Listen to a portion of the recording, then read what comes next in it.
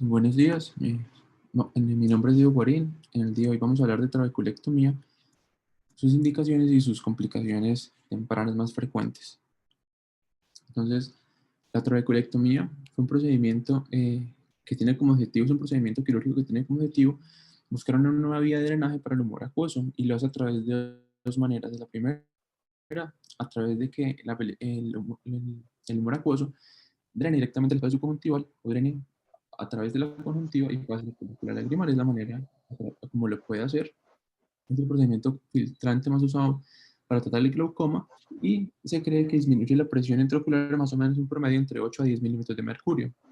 La tasa de éxito es muy variable y depende mucho de la experiencia del cirujano y el número de casos que haya tratado, y se cree que es de un 65 al 85% sin medicamentos y con medicamentos alrededor de un 90%.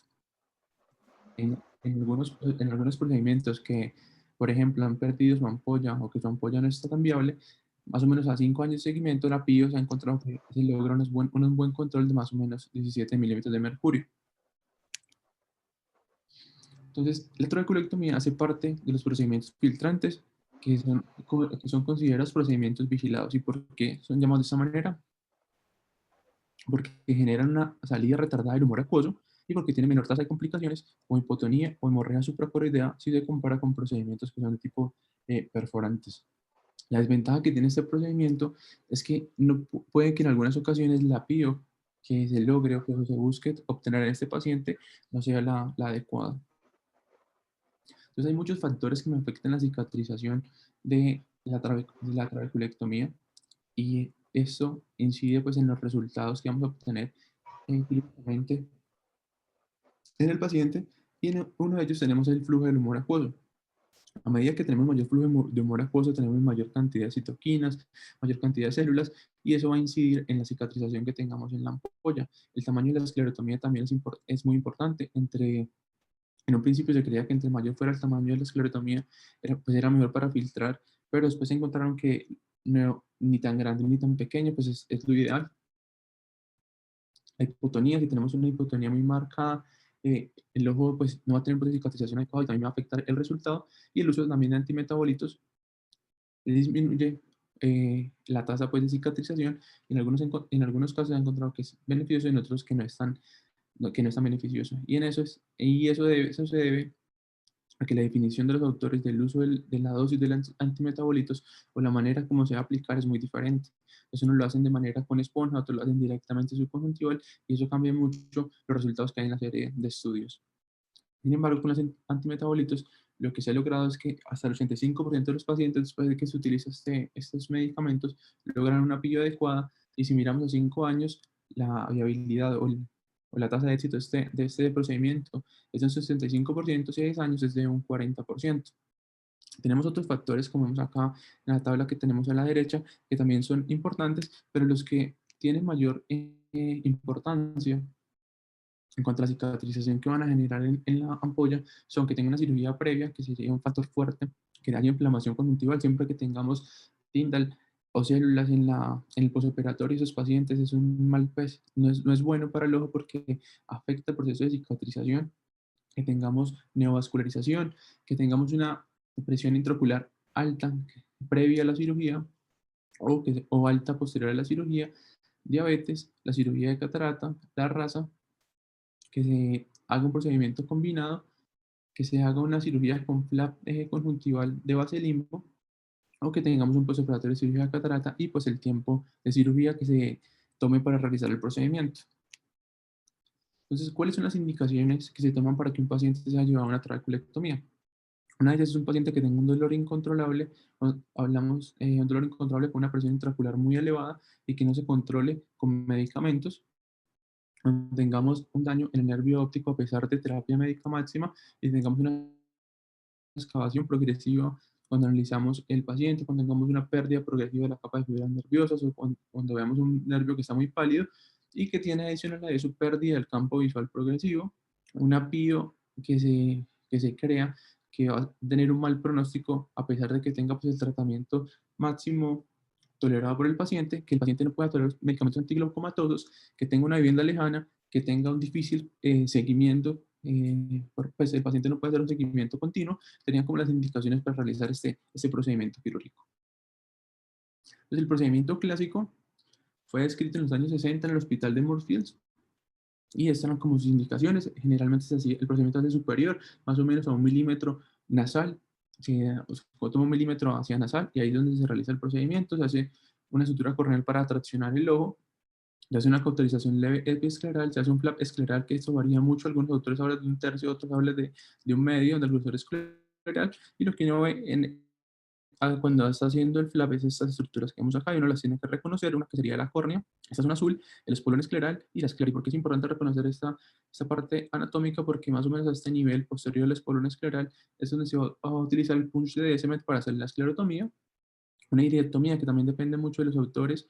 Algunos hablan que solo si presentan unos ángulos estrechos o una probabilidad de presentar un glaucoma por cierre angular, se utiliza iriectomía. En otros casos no lo hacen.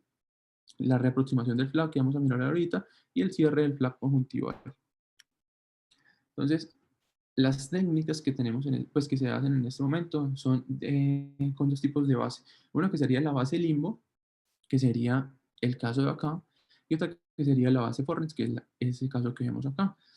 Y la diferencia que tienen este tipo de técnicas es que el procedimiento que se realiza con base de Fornix es preferido porque es más fácil de realizar, porque se ha encontrado que tiene una mejor proceso de cicatrización. Es más fácil de realizar en pacientes que tengan unos ojos pequeños, unos ojos que sean bien posteriores o que tengan unas cejas prominentes. Es preferible para usar en procedimientos combinados, o sea, cuando lo utilizamos con vacuumultiplicación. Y también es mucho mejor cuando se va a utilizar, digamos, antimetabolitos, porque ayuda, pues, digamos, la colocación del medicamento en esa zona que estamos realizando el procedimiento. Entonces, el procedimiento que se realiza, aquí vamos a ver estas imágenes, más o menos es como la visión clásica. Procedimientos, en algunas ocasiones, algunas personas colocan una sutura en la córnea para traccionar el ojo. La idea es colocarlo en la córnea, en las cleras, para que no nos dañe la conjuntiva de esta zona, no se generen huecos en esta zona y me alteran el proceso de filtración que posteriormente necesitamos. Se hace un corte, la tijera de huescos más o menos de 7 milímetros a nivel de limbo, y se puede ir hacia posterior más o menos unos 8 milímetros, y la idea es hacer después una disección, pues tomando toda que sería la cápsula de Tenon, llegando a la piel clara, y pues en este caso, digamos, aquí el autor coloca lo que es el antimetabolito inicialmente, pero otros lo pueden colocar al inicio de la cirugía subconjuntival, otros lo pueden colocar un poco más tardío. Eso depende mucho de la experiencia que tenga el cirujano y la técnica, pues, que él genera, que él tiene, perdón. Y cuando vemos acá, se genera más o menos, vemos el pie claro y tenemos una apertura ideal. Cuando tenemos esa apertura ideal, lo que vamos a hacer es vamos a hacer una cauterización leve de los vasos episclerales, como vemos acá, y posterior a ello, vamos a empezar a realizar el flap conjuntival, el flap escleral, perdón. Entonces, el flap escleral se hace con un cuchillete invertido, y la idea es hacerlo más o menos a 1 a 2 milímetros de lo que sería el limbo esclerocorneal. Se hace un corte, como vemos acá, un corte horizontal, que tenga un tercio del grosor o un medio, como les dije anteriormente, ¿sí? Y algunos autores lo extienden, como vemos acá, y otros no lo hacen, solo hacen el corte horizontal. Una vez tenemos ese flap creado, utilizamos el cuchillete y empezamos a hacer el proceso de tunelización, como vemos acá, para ampliar pues ese trayecto, que es el que nos va a permitir la salida del humor acuoso. Siempre pues, se va a hacer de manera, pues, valvulada. Uno lo hacen en dos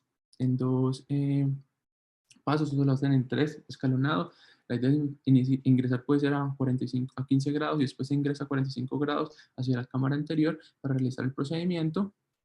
Una vez hemos ingresado y tenemos acá, hemos hecho la tunelización, se utiliza, vemos acá el punch de Descemet, vemos acá, y la idea es generar como la esclerotomía, que es este orificio que vamos a ver acá, que es el que se va a comunicar la cámara anterior con el espacio subconjuntival. Y una vez tenemos esa esclerotomía formada, se deben colocar unas suturas. Las suturas generalmente se colocan tres: una que va a nivel del ostium y dos que van paralelas a él. Y la idea es que estas suturas queden lo suficientemente ajustadas para una salida del humor acuosa lento. Y eso pues, en palabras castizas, es como la experiencia del cirujano, sabiendo cuál debe ser pues, la precisión del ajuste de las suturas según la experiencia que tenga. Una vez terminado pues, este proceso del ajuste del flap escleral, se debe realizar la sutura de la conjuntiva, que también es muy variable dependiendo de la experiencia, dependiendo de la técnica que utilice el cirujano, pero que es muy importante hacerlo de manera adecuada para evitar que haya filtraciones. Entonces, el éxito, como les dije anteriormente, depende de muchos factores de riesgo, pero también es muy importante tener presente esto y es lo que estamos tratando de controlar cuando estamos haciendo el periodo postoperatorio del paciente. La primera es la fase inflamatoria, y después de que hacemos el procedimiento quirúrgico, después de que hacemos la incisión en la conjuntiva, tenemos una fase inflamatoria, esa fase inflamatoria hace que se que se active la coagulación. Al activarse la coagulación, se van a liberar una serie de citoquinas inflamatorias que lo que van a hacer es a permitirme el aumento del fibroblastos y la proliferación celular y llamar células como macrófagos o neutrófilos. Después de que salimos de la fase inflamatoria, vamos a la fase proliferativa donde se queda el tejido de granulación. Hay una gran cantidad de metaloproteinasas, se genera una gran cantidad de tejido extracelular o de matriz celular que es importante para que las células nuevas se adhieran y generen una reparación del tejido. Y por último tenemos la fase de remodelamiento, en la cual hay un proceso de cicatrización y fibrosis. Esta fase de cicatrización y fibrosis depende mucho del número de fibroblastos que tengamos y de si estos fibroblastos pasan a miofibroblastos, que es lo que se trata pues, de contener con la terapia que se utiliza para estos pacientes. Y también acaba el proceso pues, de apoptosis que se da pues, para que se disminuya el número de fibroblastos y un proceso de neovascularización y de angiogénesis pues, para ese nuevo tejido que se está formando. Entonces, ¿cuál es el curso natural que tiene una trabeculectomía? Más o menos el 45% de los pacientes tienen unas PIOs por encima de 20 durante el primer mes de la cirugía. Generalmente los 2, 3 primeros días las PIOs pueden estar bastante elevadas y esta va a ir disminuyendo paulatinamente. De ese 45% que tienen la PIO elevada, el 30% corrigen su operación, pero el 15% persisten con unas presiones elevadas y requieren pues, el uso de medicamentos. Y es muy importante que, como vemos, muchos pacientes van a controlar su PIO sin utilizar medicamentos y es muy importante no utilizar inhibidores de acuoso o de la producción de acuoso porque se necesita que la dinámica de la ampolla se mantenga durante este periodo para que haya un proceso de cicatrización adecuado y no se altere ese proceso y me genere pues, problemas posteriores en el curso postoperatorio del paciente. Entonces, lo normal es que la PIO puede estar, digamos, en 4 o 6 inicialmente y que tenga una progresión a 10 o 12 entre la semana 6 a 8. Entonces, ya después de que utilizamos el procedimiento, vemos más o menos el curso natural, tenemos que saber cómo vamos a evaluar pues, la ampolla que se está generando en el proceso de la trabeculectomía. Entonces, lo ideal es que tengamos una ampolla que sea plana, con vascularización leve, que sea amplia y que tenga presencia de microquistes. La presencia de microquistes habla que la ampolla está filtrando y por eso es muy importante reconocerlos. Sin embargo, no reconocerlos tampoco nos quiere decir que la ampolla esté funcionando mal y pues que no tenga escape. Entonces, tenemos unos signos de falla que podemos encontrar en los pacientes, y es que tengamos una presión intraocular alta, que haya aumento de la vascularidad, que tengamos unos vasos en sacacorcho. Cuando encontramos vasos en sacacorcho en la ampolla, hace referencia a que el proceso de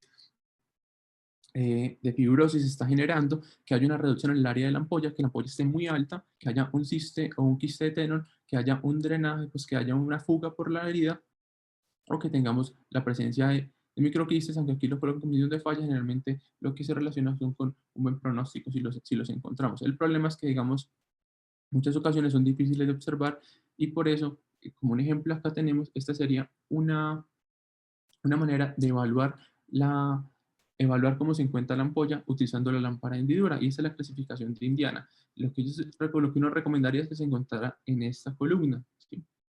Que fuera, pues, que tenga generalmente que sea lo más plano posible, ¿sí? Que sea más o menos una extensión de 1 a 2 horas, que sea, pues, no tan avascular, sino que tenga un poquito de vasos, ¿sí? Y que no tenga, pues, drenaje. Entonces sería, digamos, de esta manera lo que uno buscaría, y lo que se intentó con esta clasificación de Indianas, como que todo el mundo hable el mismo idioma y sepamos que cuando estamos referenciando una, una ampolla de trabeculectomía, pues sea más fácil para todas las personas saber de qué estamos hablando. Entonces, el tratamiento postoperatorio de estos pacientes, entonces, inicia con antibiótico esteroide cada 4 horas en el lugar que se realizó el procedimiento. Posteriormente, se mira al paciente al otro día postoperatorio y según cómo se vea el proceso de inflamación, se puede iniciar prednisolona o mantenerse con el antibiótico del esteroide. La prednisolona se puede iniciar hasta cada 2 horas, cada hora, dependiendo de cómo encuentre el paciente, haciendo un seguimiento pues, del apio y mirando la cámara anterior, que es lo más importante para saber qué manejo se le va a dar al paciente. Adicional a eso, se le puede utilizar cicloplégicos, digamos, un ejemplo de atropina, cuando tengamos unas cámaras estrechas, cuando el paciente tenga mucho dolor postoperatorio, cuando tenemos bastante inflamación o tenemos un síndrome de misdirección del acuoso, que más adelante hablaremos, cuando tengamos un ojo que tenga una hipermetropía, que lo hace como más susceptible a que tenga ese síndrome de misdirección del acuoso, diabetes o que tenga un ifema postoperatorio. Entonces ahora vamos a hablar de las complicaciones y qué debemos hacer. Después, las complicaciones son muy frecuentes en este tipo de cirugía y como vemos acá en una encuesta que se hizo en Inglaterra, se le preguntó a los cirujanos cuál es la tasa de complicaciones que ellos tenían o cuáles eran las complicaciones más frecuentes y encontraron que las tempranas se presentaban hasta casi en la mitad de los casos y las tardías también hasta en un 42% de los casos. Aquí tenemos dos estudios que se realizaron, el trabeculectomía versus el estudio de tubo, y este estudio, que creo que es un estudio temprano de tratamiento de glaucoma, y lo que vemos acá es que las complicaciones más frecuentes fueron, un ejemplo, el aplanamiento de la cámara anterior, ¿sí? En este pues llama la atención que una efección coroidea fue bastante frecuente, la presencia de ifema, casi también en un 10% de los casos, y pues tenemos ahí otras. Entonces, ya después de que hemos hablado la anterior, como les dije anteriormente, el manejo va a depender mucho de uno cómo encuentre la presión intraocular y cómo encuentre la cámara anterior del paciente y también pues de cómo se encuentra la ampolla, pero generalmente todo se va a basar en cómo esté la PIO y cómo esté la cámara anterior. Entonces vamos a empezar con un escenario en el que vamos a tener una presión intraocular elevada con una cámara anterior formada.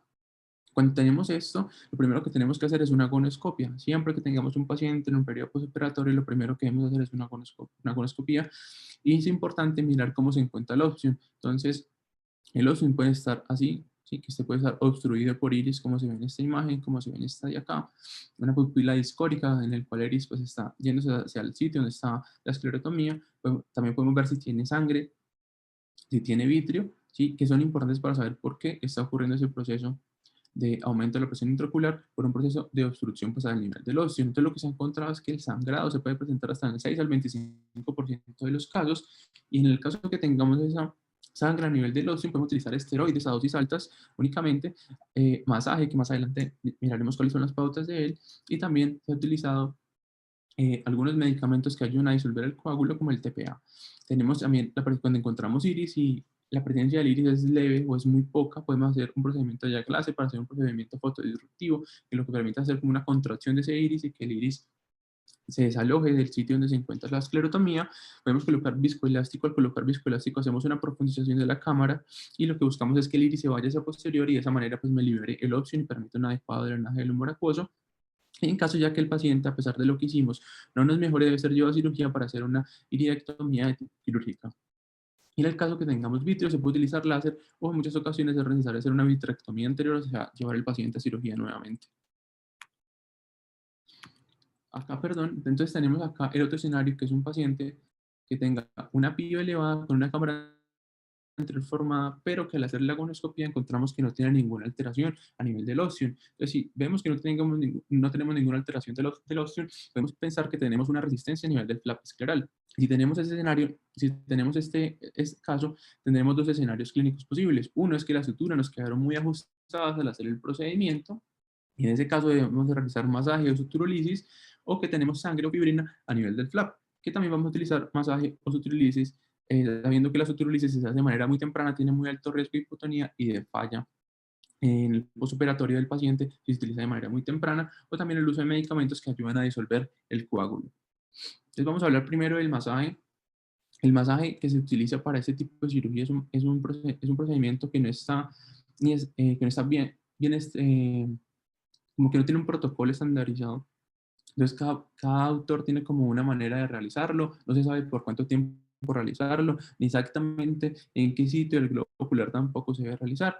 Pero entonces la recomendación que hay es que utilizar, como vemos acá en la imagen, decirle al paciente que mire hacia arriba y hacer una presión focal y constante de más o menos 2 segundos por 10 segundos, más o menos unas 3 o 4 veces, cuando se encuentra en la consulta del paciente, y después de eso tomar la presión y mirar si la presión intraocular disminuyó o no disminuyó.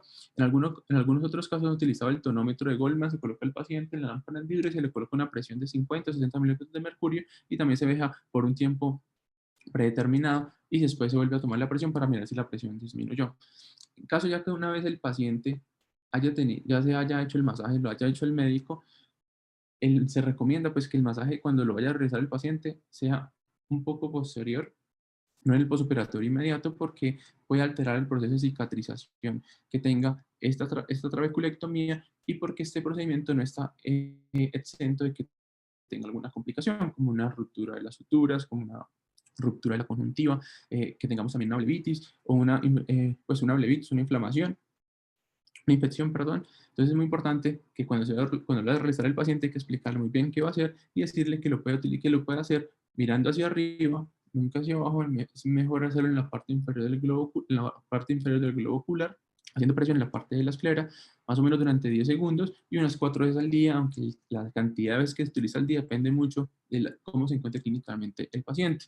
Y como les dije anteriormente, por cuánto tiempo no se sabe, no tenemos claro cuánto sería el tiempo, ni el tiempo, ni el número de veces al día, ni cuál es la técnica ideal. Pero pues esto es lo que se recomienda que se debe realizar en los pacientes.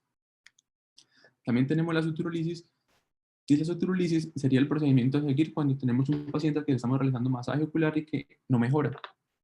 ¿A qué paciente se le va a utilizar la suturólisis? A ese paciente que tiene una pillo fuera de metas, a pesar de que se utiliza masaje, que tenga una ampolla con una infiltración inadecuada o que tenga un amplio fuera del target. Generalmente, después de que se utiliza este procedimiento, vamos a encontrar que hasta el 30% de las veces se generan complicaciones. Eso es muy importante tenerlo presente, porque podemos ocasionar una hemorragia a nivel de la ampolla, y eso me va a alterar el proceso de cicatrización, porque al sangrar va a traer citoquinas preinflamatorias que pueden aumentar el número de fibroblastos, o de pasar de los fibroblastos pasen a miofibroblastos y aumentar el proceso de cicatrización. Y tenemos pues varios tipos de lentes que se pueden utilizar para realizar este proceso. Uno de ellos es el de Hoskins, o otro es el de Rich. Se encuentra pues que el de Hoskins tiene como unas características que lo hacen más favorable, y es que permite aumenta, digamos, la visualización de la sutura, aumenta el poder del láser cuando se utiliza, ¿sí? Entonces eso como que lo hace un poco superior a los otros tipos de lentes, pero se puede utilizar cualquiera. Y el tiempo pues en que se debe realizar la suturólisis es bastante variable. Algunos autores dicen que se puede iniciar desde el día 4 hasta las 3 semanas postoperatorias, y otros lo dicen que se puede realizar hasta muchas más semanas después. Y una de las indicaciones es que donde se debe aplicar la energía para hacer la lisis de la sutura, es que nunca se debe hacer en la parte medial de la sutura, porque al hacerlo en la parte medial puede que las suturas se suelta la sutura, y al retraerse la sutura puede que no se libere adecuadamente la presión. Entonces se debe utilizar más que todo en la parte superior al ostium, ahí es donde se va a aplicar la energía para liberar la sutura, que se ha encontrado pues que permite una mayor apertura del flap escleral. Entonces, después vamos a hablar de otro escenario clínico, que es otra presión elevada, pero tenemos la cámara formada, y en este caso tenemos la cámara formada, pero tenemos que mirar cómo se encuentra la ampolla, y cuando miramos la ampolla de estos pacientes, vemos que la ampolla está totalmente elevada. Cuando vemos que la ampolla está elevada, estamos ante un paciente que tiene un quiste de Tenon o una ampolla encapsulada. Los pacientes que tienen factores de riesgo para ellos son los que sean hombres, que aumenta 2 veces el riesgo que se haya utilizado mitomicina durante el procedimiento, que se utilice una técnica de base limbo, que haya tenido trabeculoplastia láser, que se haya utilizado esteroides, o que tenga inflamación el paciente. Generalmente ese quiste, que ya vamos a ver en la próxima diapositiva, es una elevación que se presenta en la zona de la ampolla con un engrosamiento, una disminución se ve la ampolla bastante engrosada, lo que hace que sea menos transparente, que sea más difícil pues evaluarla. Generalmente se presenta entre las 2 a 8 semanas postoperatorias, y la incidencia varía mucho entre el 6 al 29%. Entonces lo que vemos acá es este tipo de ampolla de filtración, que la vemos sobre elevada, que se ve pues bastante, digamos, hay disminución del número de vasos, ¿sí? Y que se ve bastante como engrosada. Entonces hay algunas maneras de prevenirlo, y una de ellas es utilizar la técnica de base limbo, que se ha encontrado pues que disminuye bastante la probabilidad que aparezca esta complicación, pero sin embargo si aparece, uno lo puede tratar tratar. ¿Y cómo se puede tratar a esos pacientes? Entonces uno puede utilizar con esteroides únicamente a dosis altas y podemos lograr que este encapsulamiento se da. Y en caso pues que al pasar a utilizar esteroides, vemos que el paciente no mejore, podemos utilizar antimetabolitos como el 5-fluoracilo y la mitomicina de manera subconjuntival o transconjuntival. Transconjuntival, siempre que se utilice transconjuntival, como vemos acá, debe tratar de realizarse lejos de lo que ingresar lejos del sitio donde se encuentra la ampolla para evitar que se dañe esta conjuntiva, ¿sí? Y en caso de que el paciente, a pesar de que utilizamos esto, nada que nos mejore, podemos utilizar un needling, que es un procedimiento en el cual se busca entrar en la ampolla, vamos como vemos acá, entrar en la ampolla y tratar de levantar este flap haciendo los movimientos horizontales para permitir o retirar toda esa fibrosis que se puede haber generado en este flap para que su proceso de filtración sea mucho más adecuado. Sin embargo, hay que tener mucho cuidado con el needling porque es un procedimiento pues, que es sencillo, pero que tiene también sus complicaciones, como una hemorragia subconjuntival, un ifema, que no sería bueno porque nos va a aumentar el proceso de cicatrización, como hemos hablado anteriormente. En caso que ese needling se asocie a la aplicación de algunos medicamentos como el 5-fluoracilo, hay que tener precaución de que no se vaya a la cámara anterior porque puede generar toxicidad o que caiga en la córnea por el mismo proceso. Y pues mirar que tampoco sea muy excesivo el procedimiento porque pueden generar hipotonía. Y ya en caso que el paciente no mejoró ni con todo lo que hemos hablado anteriormente, pues el paciente debe ser llevado a cirugía para hacer una reforma de esa ampolla y volver a tener una vía que sea adecuada para el drenaje del humor acuoso. Ahí esto es otra manera de hacer la aplicación subconjuntival del medicamento. Aquí en la imagen, en algunos casos colocan viscoelástico y colocan el 5-fluoracilo de manera nasal temporal, con la idea de que se mantenga este nivel y no ingrese a la cámara anterior y se deposite sobre la córnea del paciente. Entonces, primero estamos hablando de cuando teníamos cámaras formadas, perdón, cámaras que estaban formadas y ahora vamos a hablar de cámaras que sean estrechas. Entonces, cuando hablamos de cámaras estrechas, en general, uno puede esperar que un paciente que tenga, o que esté en un periodo postoperatorio, en una trabeculectomía, tenga una cámara estrecha más o menos al 2 al tercer día. Si ya se extiende por más de 1 o 2 semanas, el paciente ya se debe considerar pues, de llevarlo a cirugía. Y la probabilidad de que un paciente tenga una cámara anterior estrecha en un periodo postoperatorio en una trabeculectomía es bastante alto, llegando casi hasta un 20% de los casos. Entonces, es que lo primero que vamos a hacer cuando tenemos una cámara anterior estrecha, debemos clasificarla según esa clasificación de SPAET y si la clasificamos en grado 1, grado 2 o grado 3. Entonces, en grado 1, como vemos acá, hay un toque iridocorneal en la periferia, como vemos acá. En el grado 2, ya en la parte media del iris, pero vemos que la parte central está conservada. Y en el grado 3, vemos que el toque iridocorneal es bastante frecuente en toda la extensión. Y este es el caso de una emergencia médica, el paciente debe ser llevado a cirugía para hacer una reforma de la ampolla o de lo que está afectando el ojo, pues lo que está afectando la trabeculectomía, que no me genere una cámara anterior, porque tiene muy alto riesgo de genere un proceso de pérdida de células endoteliales que puede ser hasta de un 50% de manera muy rápida si no se corrige esto de manera oportuna.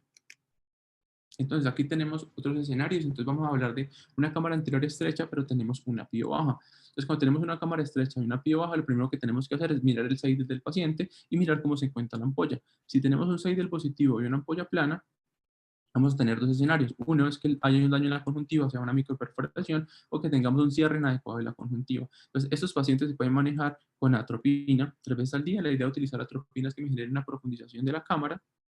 Se genera una profundización de la cámara debido a que el músculo ciliar se mueve hacia posterior, entonces me lleva también el cristalino hacia posterior y de esa manera se profundiza la cámara. Se puede utilizar supresores del humor acuoso, sean inhibidores de anhidrasa carbónica o beta bloqueadores, y en algunos casos se puede utilizar algunos medicamentos que me ayuden a generar inflamación, como los aminoglucósidos, sea teuramicina, gentamicina, y se utiliza para generar procesos, para aumentar digamos, la cantidad de citoquinas y de células inflamatorias a ese nivel con el fin de aumentar el proceso de cicatrización del flap. Pero hay que tener mucho cuidado utilizando estos medicamentos, pues porque podemos pasar de una ampolla que tenga una buena función a una ampolla que no esté muy bien funcionante debido a este proceso de cicatrización.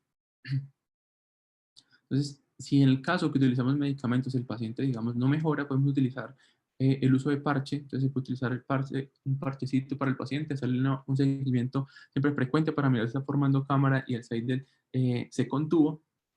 En caso que no tengamos la exposición de parte, podemos utilizar lentes de contacto. La idea es que el lente de contacto sea un lente de contacto amplio de 12-14 milímetros que me cubra el sitio de la ampolla. Se puede utilizar anillos de Symblepharon.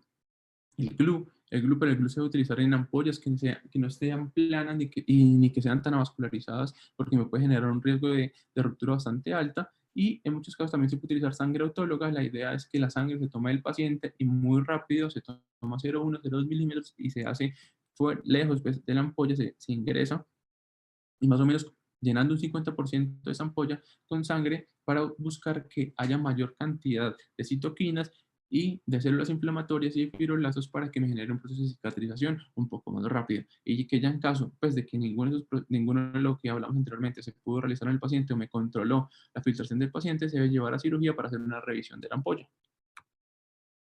Aquí tenemos otro escenario que es una cámara anterior estrecha con pío baja, pero el paciente tiene 6 del negativo. Si tenemos 6 del negativo, estamos hablando de una ampolla que está hiperfiltrante. Y entonces es una ampolla que está bien formada y entonces en este caso es utilizar lo mismo. El manejo puede ser con uso de parche, lente de contacto, anillos de Symblepharon. Entonces la idea es como tratar de cerrar un poco ese flap que se generó, ese flap que se tiene en la cirugía, ese flap escleral, para que permita que la cámara anterior se forme de manera adecuada. En algunos casos se han utilizado algunos irritantes de superficie como el nitrato de plata al 0,25, el ácido tricloracético al 50%, más o menos por 30 segundos, tratando de generar como una quemadura, ¿sí? A ese nivel, y eso lo que busca es que, como hemos hablado en todo este tiempo, que se aumenten las citoquinas, que se aumenten las células a este nivel para que el proceso de cicatrización sea mucho más rápido. Sangre autóloga, igual que en el procedimiento anterior, la criopexia se puede utilizar ciclocrioterapia, perdón, más o menos a menos 50, menos 80 grados centígrados por un periodo de 30 segundos con la misma idea de reclutar células, reclutar inflamación y también láser de argón y la idea, digamos, en algunas ocasiones generar una hemorragia subconjuntival a nivel de esa ampolla, teniendo pues mucha precaución de no generar, digamos, alguna alteración en el epitelio, alguna fuga por algún daño que se pueda generar al utilizar este procedimiento. Ahora vamos a hablar de otro escenario y es el que tenemos una cámara anterior estrecha, pero que tenemos una pío baja. Cuando hablamos de una cámara anterior estrecha con una pío baja, tenemos que pensar que el paciente puede estar haciendo un desprendimiento coroideo. Y este va a ocurrir porque se va a acumular líquido en el espacio supracoroideo, que es este espacio que tenemos acá, que se llama la esclera, y el cuerpo ciliar. Entonces, lo que vamos a observar clínicamente es que el paciente tiene como una elevación grisácea con vasos retinales normales y que generalmente son de tipo cuadrilobulados. ¿Y por qué cuadrilobulados? Porque tenemos cuatro venas vorticosas y es por eso es que se genera una especie de lóbulos. La incidencia que tiene esta presentación, el desprendimiento coroideo, es muy alta, hasta un 14,1%, y si avanza puede verse esto en una imagen de una ecografía en modo B de un kissing que vemos acá, o un toque que se puede dar entre las retinas, que es lo que uno debe tratar de que no se llegue. Entonces, el manejo de esos pacientes puede ser de un manejo médico con cicloplégicos o midriáticos y con esteroides durante algunas semanas para permitir que esa coroides otra vez vuelva a disponer pues, en su sitio, perdón, que todo ese líquido que se encuentra en su espacio supracoroideo se empiece a drenar. En caso ya que no se logre, pues con este manejo médico debe ser llevado pues, a manejo quirúrgico para reformar la cámara anterior. Uno puede reformar la cámara anterior con solución salina, sus ventajas que solo dura un día, con aire que dura más o menos 5 días, o con algunos gases que permiten pues que dure más tiempo esa cámara formada. En caso pues que dure mucho tiempo y que el desprendimiento veamos que esté progresando, debe hacerse un drenaje de la fusión, hacer de unas esclerotomías. Y si vemos pues que el paciente sigue filtrando, entonces debemos mirar el flap nuevamente y tratar de hacerle una revisión a esa ampolla pues, para evitar que siga ocurriendo esto. Entonces, es muy importante cuando tenemos los pacientes que tienen pío bajo, evitar que ocurra la maculopatía por hipotonía, que generalmente lo que nos genera esta maculopatía por hipotonía son cambios a nivel de la retina y de la coroides, que generalmente se van a presentar con píos menores de 6 y por periodos mayores de 24 horas. La incidencia que tiene esta maculopatía por hipotonía es del 1 al 25%, dependiendo de la serie de casos donde miramos donde se reporte esta enfermedad. Y los factores de riesgo que tenemos para que se den es que sea un paciente joven, que sea miope, que sea utilizado antimetabolitos y que tenga una PIO alta previa a la realización de la cirugía. Entonces, el manejo para estos pacientes es corregir cuál es la causa que está llevando a que la PIO no esté en los niveles que uno esté buscando. En caso, pues, que y pues uno siempre debe tratar de corregir eso para poder llevar al paciente pues al ideal, pues a un estado ideal para evitar que ocurra este proceso. Porque lo que vamos a observar, como vemos acá, son unos pliegues que se forman a nivel de la fóvea, que son radiales de la coroides, pero si estos pliegues, si este periodo se mantiene, puede también plegarse la retina y generar un proceso pues, en el que se va a afectar la agudeza visual del paciente y si no se corrige de una manera oportuna, puede generar una alteración de la agudeza visual pues, de por vida. Entonces acá, pues dependiendo de la causa, uno puede utilizar pues sangre autóloga, en el caso pues que sea una ampolla que esté hiperfiltrante, corregir la hiperfiltración, el JAK para producir una hemorragia subconjuntiva si queremos hacer un proceso de fibrosis o mejorar el proceso de inflamación a nivel de la ampolla, o reformar la ampolla, o realizar un nuevo flap conjuntival en caso pues que sea un proceso en el cual la conjuntiva se haya dañado. Después tenemos otro escenario que es la cámara estrecha con una pío alta. Y cuando tenemos este escenario, tenemos principalmente tres tipos de patologías que debemos considerar. La que genera pues mayor miedo para uno sería la hemorragia supracoroidea, que vamos a encontrar un paciente que tiene una cámara estrecha y una pío alta. Pero entonces la pío alta acá no es el mismo rango que estamos acostumbrados. La pío alta para un paciente que tiene una cámara estrecha es por encima de 8 milímetros de mercurio. Eso es muy importante tenerlo presente. Entonces, estos pacientes que tienen una hemorragia supracoroidea tienen pues, su presión alta, una cámara muy estrecha y tienen un dolor muy intenso. Entonces, uno puede identificar esa hemorragia supracoroidea intraquirúrgicamente o en el posoperatorio, ¿sí? Y uno la debe diferenciar de un bloqueo pupilar y de un glaucoma maligno o un glaucoma bidireccional. ¿Y cómo se puede hacer esto? Entonces uno, para hacerlo, necesita siempre hacer el examen físico del paciente. Entonces si tenemos un paciente en el que tenemos una cámara estrecha y una pío alta, lo primero que debemos hacer es hacer un fondo de ojo y mirar cómo se encuentra la cavidad vítrea, cómo se encuentra la retina y si tenemos algún desprendimiento corroideo o tenemos alguna hemorragia supracoroidea. Si vemos que el paciente no tiene un fondo de ojo o una evaluación del segmento de la cavidad vítrea que está normal, entonces lo siguiente que tenemos que pensar es un bloqueo pupilar. Bloqueo pupilar es igual a una cámara estrecha con una pío alta, también con un dolor intenso, y acá la manera para hacer el diagnóstico es mirar si el paciente tiene o no una iridectomía. Si el paciente no tiene una iridectomía, entonces sabemos que lo que está ocurriendo en este paciente es un bloqueo pupilar. Y en el caso que hagamos una evaluación de un fondo de ojo que esté normal, vemos que el paciente tiene una iridectomía que está permeable, entonces la última opción que nos queda es el glaucoma bisdireccional, que sería un diagnóstico de exclusión. Y pues esa sería la causa que nos está explicando por qué está ocurriendo esto en el paciente. Entonces, vamos a hablar un poco de esto, no nos vamos a extender mucho. Entonces, el glaucoma bisdireccional ocurre más o menos en el 2 al 4% de los pacientes y se asocia a múltiples intervenciones oculares, no solo a la realización de trabeculectomía, tenemos cirugía de Pacus, después de needling, después de una esclerotomía, después de procedimientos de láser que son menos invasivos, como una iridectomía periférica láser, una capsulotomía, también en desprendimientos de retina. Y lo que vamos a encontrar acá es que este cristalino está como en una posición con el iris e impide que el humor acuoso que se está generando en los procesos ciliares tenga una dirección, pues tenga su dirección usual, que sea ir de la cámara posterior a la cámara anterior y que busque una vía que sea más sencilla. Cuando tiene este proceso, busca una vía más sencilla de drenaje y lo que hace es empezar a depositarse a nivel del vítreo. Entonces, una vez se deposita el vítreo, entonces empieza a aumentar el tamaño de la cavidad vítrea, aumenta la presión y empieza a desplazar las estructuras hacia anterior. Todavía no es muy claro, no se conoce muy bien la fisiopatología de la enfermedad, pero eso es lo que ocurre, por lo que ocurre, pues por lo que aumenta la presión, por lo que el líquido o el humor acuoso se va a acumular en la cavidad vítrea. Entonces, para este paciente tenemos diferentes maneras de manejo. Un manejo médico en el cual utilizamos cicloplégicos, midriáticos, pues atropina, inhibidores de la producción del humor acuoso. Algunos utilizan osmóticos durante el procedimiento, previo al procedimiento, y también antiinflamatorios, pues como prednisolona. En caso que el paciente, digamos, llevamos una semana y el paciente no mejora con ese tratamiento médico, podemos pensar ya en un procedimiento quirúrgico. Entonces acá lo importante es pues miramos este algoritmo. Entonces acá uno mira los procesos ciliares y se ven o no. Si lo vemos, podemos utilizar un proceso de fotocoagulación de los procesos ciliares y miramos si esto mejoró o no mejoró. Si el paciente no mejoró, entonces si el paciente está con cristalino, podemos llevar a un paciente a una vitrectomía por paz plana o hacer una extracción del cristalino, y en caso que el paciente sea pseudofágico o sea apático, podemos hacer una ileidectomía con seglar y con láser jack, perdón, y en caso que no mejore, podemos llevar a este paciente a una vitrectomía por paz plana, y si mejora, pues hacer siempre seguimiento de estos pacientes. Acá tenemos este es otro pues, de los mismos que estamos hablando anteriormente, cámara estrecha con pío alta, la hemorragia supracoroidea, y acá lo que ocurre es que hay un desprendimiento, hay una ruptura de los vasos ciliares posteriores y hay una acumulación de sangre en el espacio supracoroideo.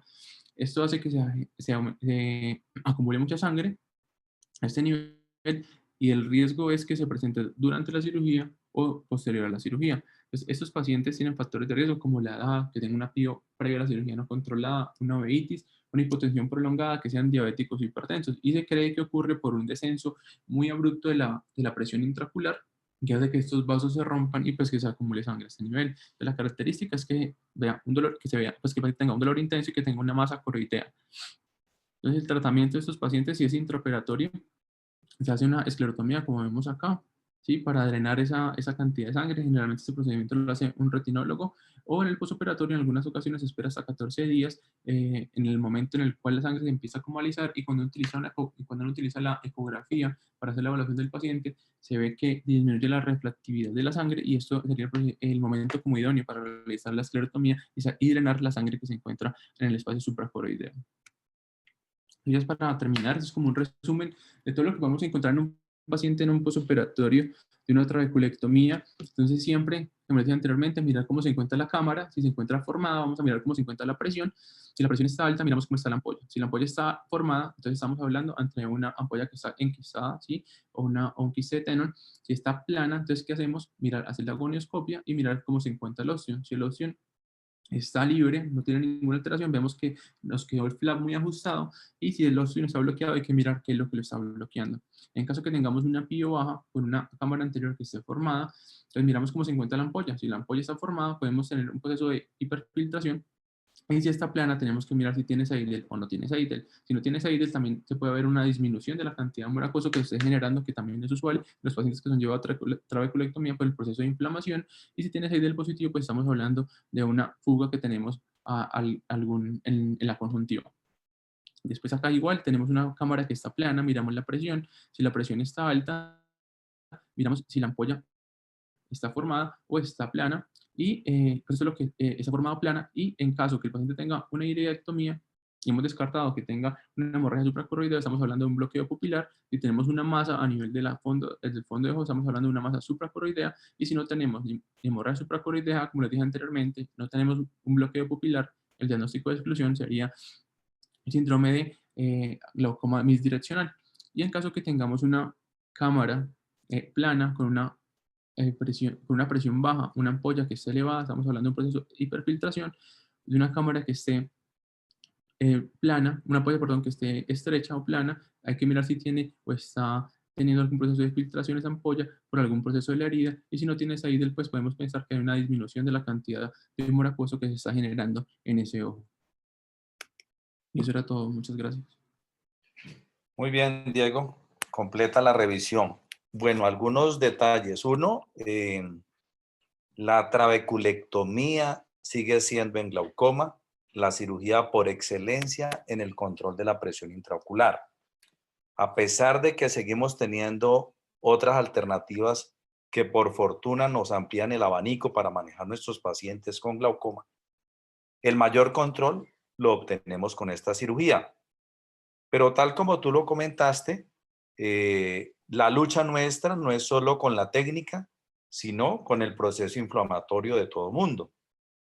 Entonces, en el manejo ya intraoperatorio, es muy importante haber clasificado el tipo de glaucoma y los factores de riesgo. Hoy en día prácticamente, yo diría que casi que el 99% de nuestras trabeculectomías llevan adjunto el uso de antimetabolitos y de ellos los dos más frecuentes son la mitomicina y el 5-fluoruracilo. ¿Cuándo lo utilizamos? Después de haber definido nosotros cuáles son los riesgos que tenemos para que esas cirugías de drenaje nos puedan fallar. O sea que muy bien. En relación a las indicaciones que aparecen en la mayoría de los libros de ojo doloroso, casi que nosotros lo hacemos sí con trabeculectomía siempre y cuando ese paciente siga conservando visión. Si es un paciente de un glaucoma absoluto y ojo doloroso, utilizamos otros procedimientos ciclodestructivos más que pensar en trabeculectomía. Lo otro importante para los residentes es que, a diferencia de otro tipo de cirugías oftalmológicas, en la trabeculectomía, tal como ustedes ven, el control mientras estamos en el proceso inflamatorio, que dura más o menos unas 6 semanas, es más frecuente. De esa manera, a nosotros nos permite definir rápidamente si estamos ante una posible falla y actuar, o por el contrario, si estamos en posoperatorios con hipotonía, definir cuál es la causa para de esa manera iniciar tratamiento inmediato. O sea que está muy bien, ahí están resumidas las indicaciones y cuáles son las complicaciones posoperatorias tempranas, en donde se resumen básicamente en hipotonía y en hipertonía, de acuerdo a lo que tú mostraste allí. Así que, muy bien. ¿Alguna pregunta que tengan para Diego o les queda claro en qué consiste este procedimiento? Tal como él lo dijo, en relación al tipo de flap, es muy variable. Casi que depende de la experiencia de cada cirujano, el tipo de flap, el tamaño. En relación a la conjuntiva, hace mucho tiempo se practicaba mucho flap base limbo, pero efectivamente, tal como lo mostró Diego, hay mayor tendencia al enquistamiento y a la falla. Por eso, desde hace un buen tiempo lo hacemos flap base Fornix. ¿Alguna duda o pregunta o queda claro el tema? Muy bien, Diego. Amplia la revisión.